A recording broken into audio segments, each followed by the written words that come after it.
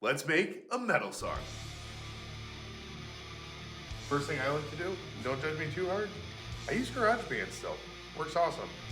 When you first start using this, there's a few key things that you got to kind of figure out. One of them is just using the metronome and also using a 4-count in, right? You can adjust the tempo up here on the top, and you can change the sound of the metronome and some of the other settings. I think by going over here to GarageBand settings, and then you can go into this specific like metronome loop, and you can adjust the volume and the tone and different things like that. Always good to use a click track or a metronome when you're trying to make something that sounds legit. Now that we got the click track and we got the count in set up, let's start knocking out a track.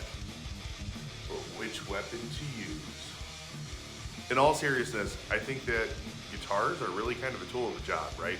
Each one has a specific job. And I generally keep each one of those in a different tuning, set up in a slightly different way for different reasons.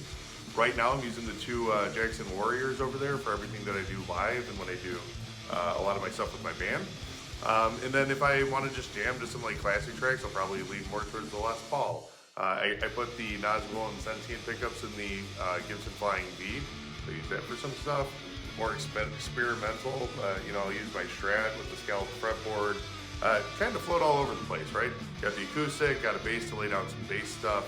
So really kind of look at the way that you use your guitar and your gear. Try and tune it in specifically to what you're trying to accomplish, right? Another key consideration is what kind of amp do I use, right? Does it matter if I use a tube or solid state?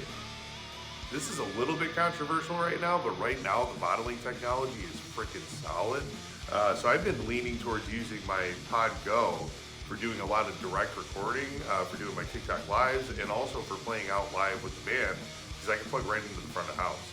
I really use my 5150 and the 4x12 at this point for jamming in the basement in the studio when my friends come over, and it sounds amazing. I don't think that anything sounds better than that, but what I've been realizing is that you can't really translate what you hear in the room through recording, because it's going to be picked up by a mic and kind of, processed, I guess, by the time that somebody hears it on the other end.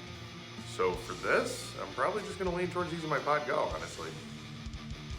Now that we got all that stuff out of the way, I'm going to jump in to start writing this track. Make sure to follow and subscribe, and check out the next video to see what it sounds like.